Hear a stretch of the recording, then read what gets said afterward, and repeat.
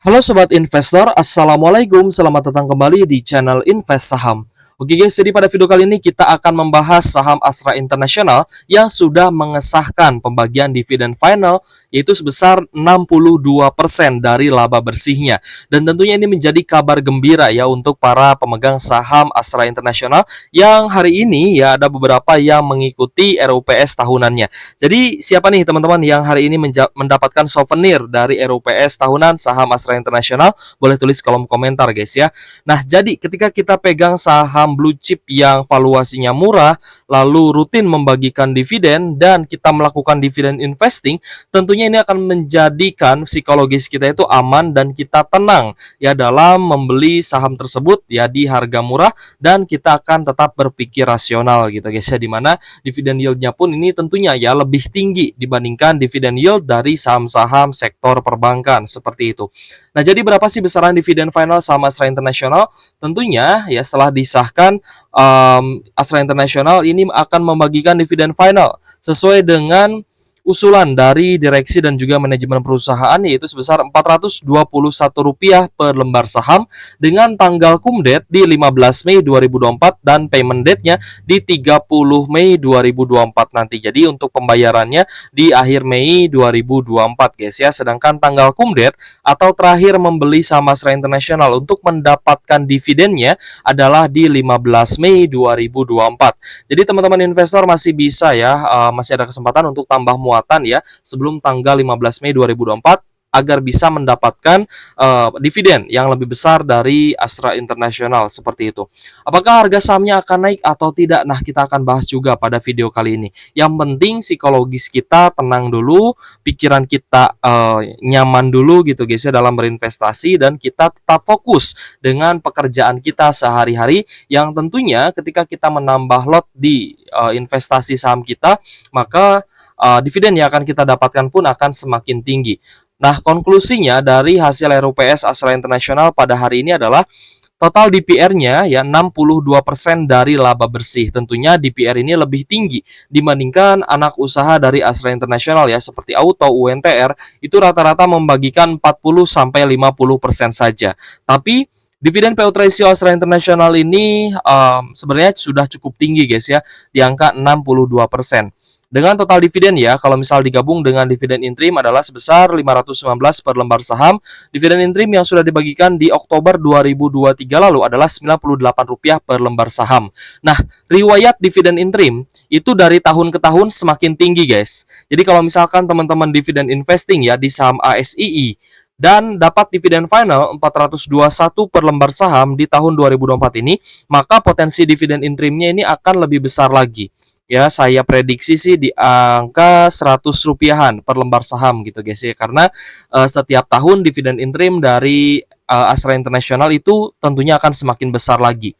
Nah, jadi kemungkinan gitu guys ya, kalau misalkan interimnya nanti ya sesuai prediksi di sekitar Rp100 per lembar saham, maka full year 2024 ini teman-teman akan mendapatkan dividen sekitar 500-an gitu guys ya. Jadi sebenarnya ini adalah keuntungan ya untuk kita para dividen investor yang setia ya memegang saham yang rutin bagi dividen, dan kita setiap bulan itu terus ya menambah kepemilikan saham kita. Kita tiap bulan rutin membeli saham yang akan bagi dividen, maka ketika pembagian dividen jumlah lot kita akan semakin besar dan penerimaan dividen kita pun akan semakin tinggi. Apalagi kalau misalkan kita belinya di harga murah. Nah, untuk dividen yieldnya dia di harga closing hari ini di 5150 guys ya. 5150 area closing hari ini. Maka dividen yieldnya kisaran 8,2%-an seperti itu.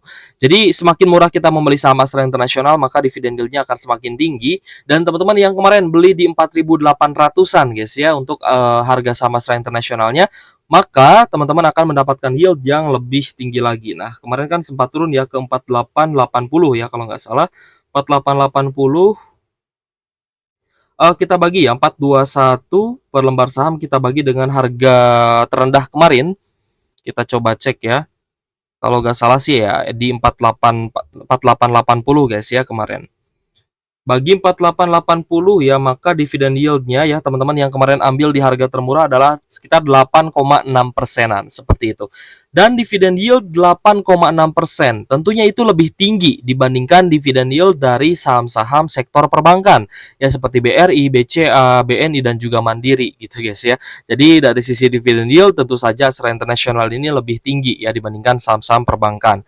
Tapi ya agak sedikit mirip lah dengan dividen yield-nya saham BNGA seperti itu. Tergantung harga pembelian teman-teman aja ya, tergantung posisinya gitu ya. Nah, jadi Astra International ini menjadi salah satu saham blue chip ya yang valuasinya paling murah jika kita bandingkan dengan saham blue chip lain, apalagi harga sahamnya ini belum naik tinggi ya, belum uptrend lagi. Karena kondisi ekonomi ya, kondisi makro dan mikroekonomi ini masih cukup stagnan gitu ya. Jadi kenaikan Astra International juga masih sangat terbatas nih. Ya, apalagi laba bersihnya mengalami penurunan di kuartal 1 2024 guys ya, secara year on year itu turun ya. Sebesar 14 persenan secara year on year ya, menjadi 7,46 triliun di kuartal 1 2024 ya. Teman-teman bisa cek juga ya di laporan keuangannya juga ada gitu guys. Tapi kalau misal kita ringkas saja ya, kita cek aja dari sekuritas seperti itu. Nah, 7,4 triliun kalau misal kita bandingkan dengan periode yang sama di tahun sebelumnya ya, yaitu mencapai 8,7 triliun rupiah. Yang memang kuartal 1 2024 saham Astra International ini turun 14%, mencerminkan kondisi ya mikroekonomi di Indonesia ini sebenarnya sedang stagnan gitu guys ya. Pertumbuhannya sedang melambat ya karena suku bunga yang juga dinaikkan sehingga menyebabkan ya para buyer otomotif ya, kendaraan roda 2, kendaraan roda 4 di Indonesia ini semakin menahan diri untuk melakukan pembelian seperti itu.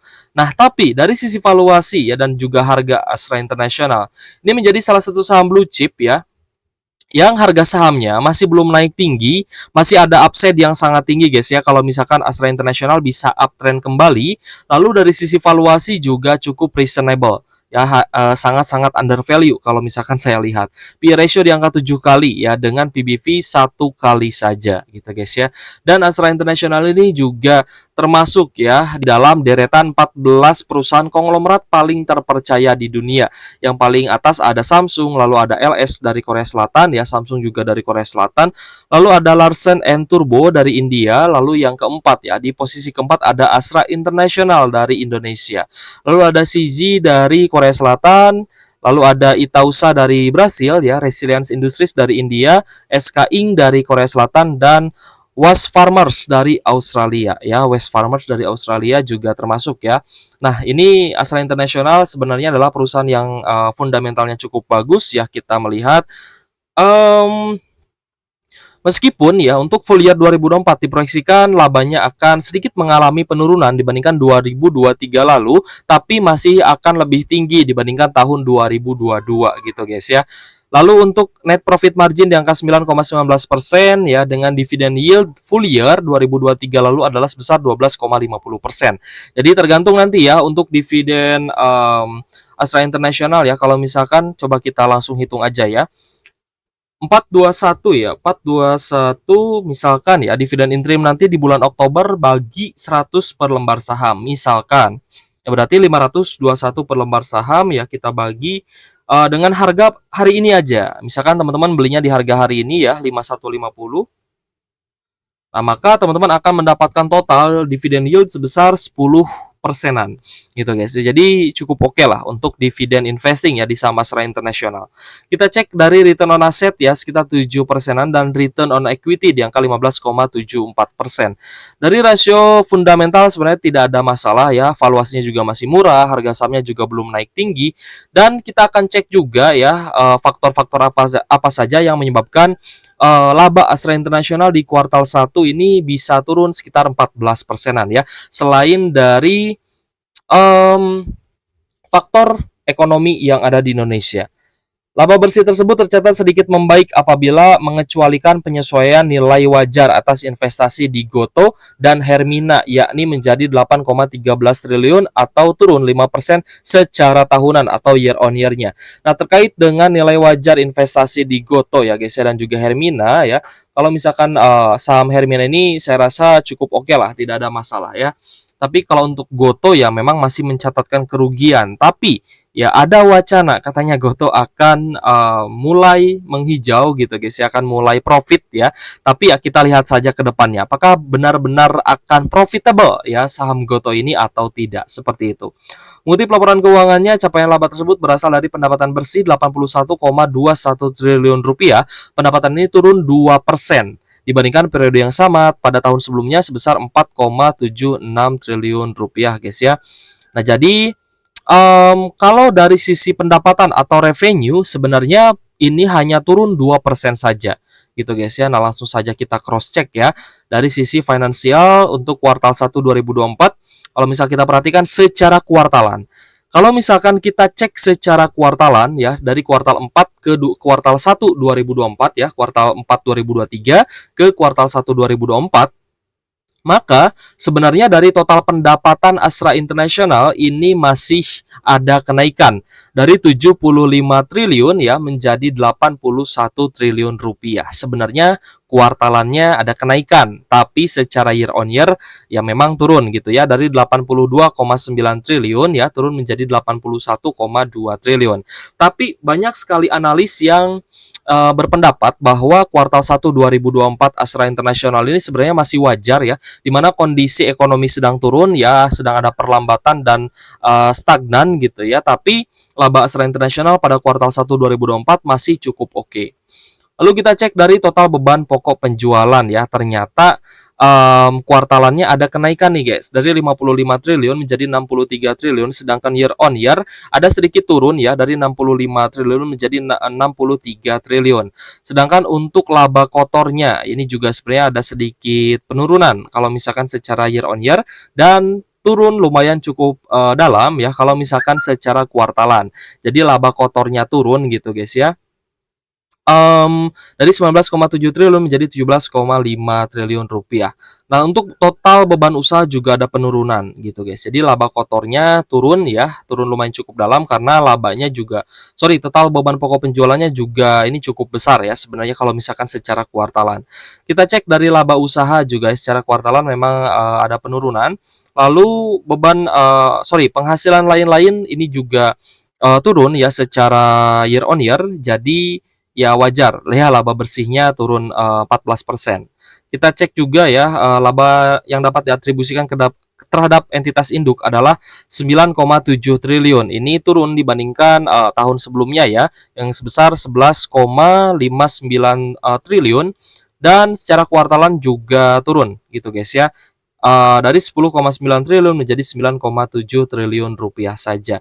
Itu diakibatkan dari total beban pokok penjualan yang meningkat gitu guys ya, dari 55 triliun menjadi 63 triliun, sehingga laba kotornya ini juga turun ya, dari 19,7 menjadi 17,5 triliun rupiah. Seperti itu guys ya penjelasannya.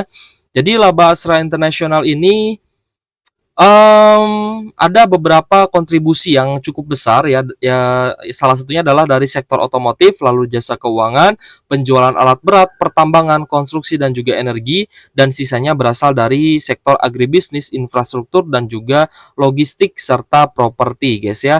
Penurunan kinerja ini merefleksikan penurunan kinerja dari bisnis alat berat dan pertambangan serta otomotif. Nah, jadi yang paling besar ya berdampak terhadap laba bersih Astra International adalah di sektor otomotif, lalu penjualan alat berat dan juga pertambangan ya, terutama adalah pertambangan batu bara itu sendiri, seperti itu.